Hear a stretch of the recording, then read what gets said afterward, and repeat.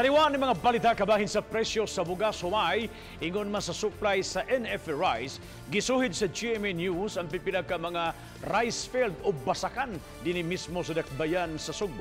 Atong sayran kung doon na pa ba'y daghan nga mga nag-ugmad o mga sa nagbasak.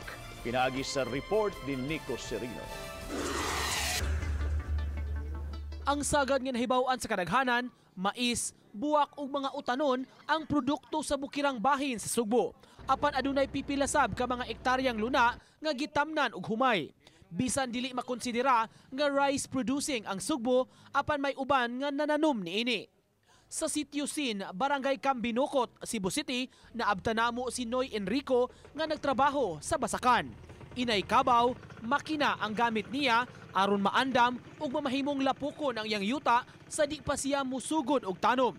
Bisan pa sa naglagiti nga kainit, wa kini panumbalinga sa 74 anyos, matrabaho lang ang moabot 2 hektaryas niya nga kahumayan. Sukad kaniadto, kini na ang mibuhi sa iyang pamilya.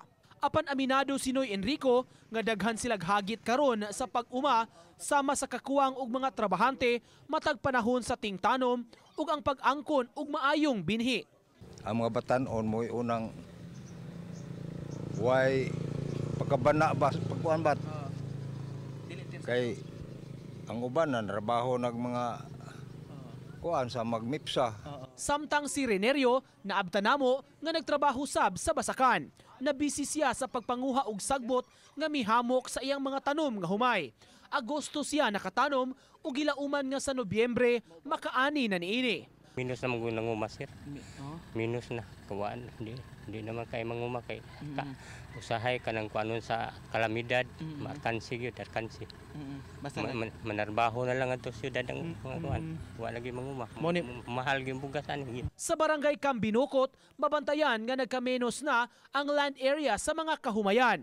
Ang pamilya ni Ginang Emily nga may basakan kaniadto karon na-convert na kini nga tamnanan og Bermuda ug flatgrass. Matud pa, mas dali ang kwarta niini kay mga usa ka buwan lang ma-harvest na ug di sab kaayo hago ang pagpananom. Okay man tang humay kay kana pa ba atong paliton.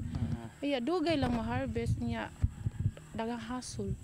Mas halin ang Bermuda ug flatgrass kay ang humay tulo ka buwan usa pa man ang humay. Yan Bermuda buwan kana kwarta na. Sa dato sa Agriculture Office, gikan sa 90 hektaryas kaniadto, karon halos katunga na lang o mga kapin 45 hektaryas ang nahabilin nga mga kahumayan dinhi sa Cebu City. This area used to be a rice area but now it is converted into vegetable area, and common ang ilahang tubag is because they find vegetable production more economic than rice. Individual preferences. There is also other farmers who really find rice more profitable than other commodities. Taliwa ni ining issue sa presyo sa commercial rice, ingon man supply sa bugas sa NFA, mapahimug-atan ang kaimportante sa mga mag-uuma nga adlaw-adlaw naghago aron makapananom ug makasupply og bugas humay alang sa katawhan. Kaning pagbasak di ni masayon. Kapoy ni og imong hunahuna-on lang gani murag digid angayan nga imo isakripisyo ding imong kagalingon kay hawd mang kuanas trabaho.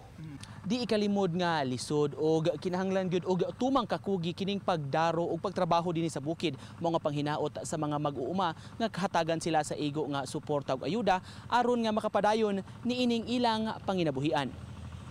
Nico Sereno, Balitang Bisdak.